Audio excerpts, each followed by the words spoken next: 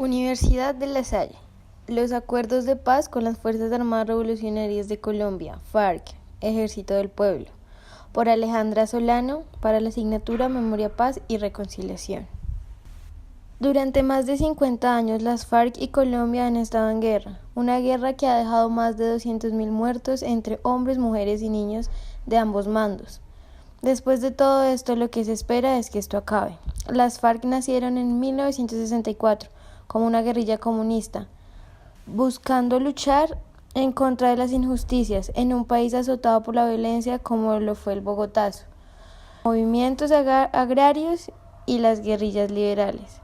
En aquellos años las FARC simbolizaban el inconformismo de las clases populares, Colombia que había sido olvidada por el gobierno y reprimida por el ejército. Procesos de paz.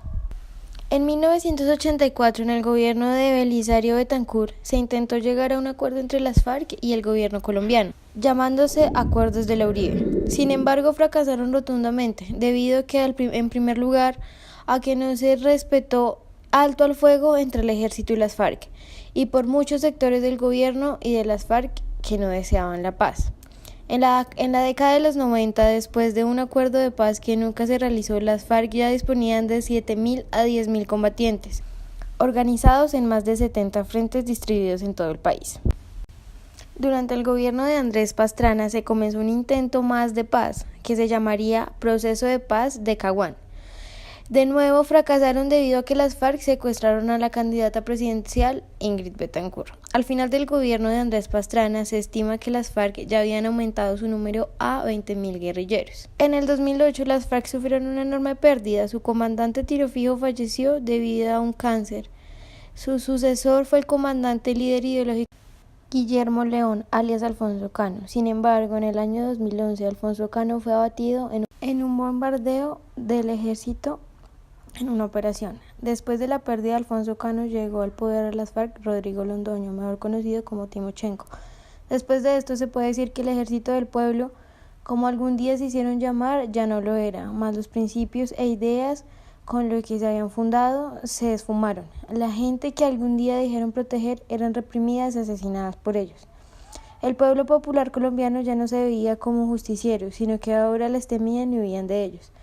Después de noviembre del 2012 comenzaron los nuevos acuerdos de paz entre FARC y el gobierno colombiano. Timochenko, el actual comandante de las FARC, pidió perdón abiertamente en el nombre de su organización a las víctimas de los atentados. Sin embargo, no todos aplaudían, pero en octubre de 2016, Santos organizó un plebiscito jurídico donde el pueblo votaba sobre un asunto de suma importancia para el Estado.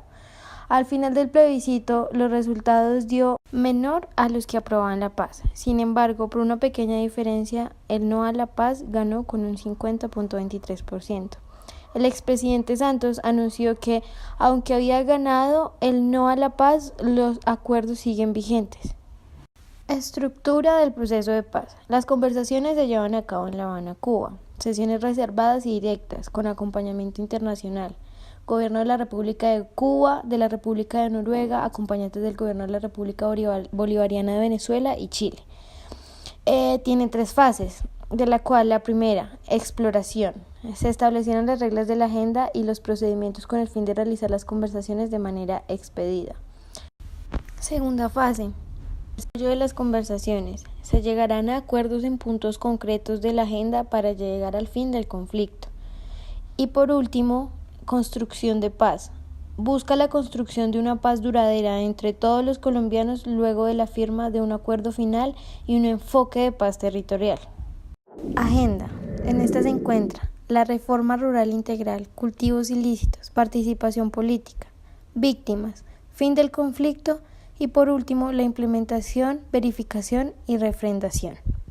El gran propósito. La terminación del conflicto para poder comenzar una fase de construcción de paz.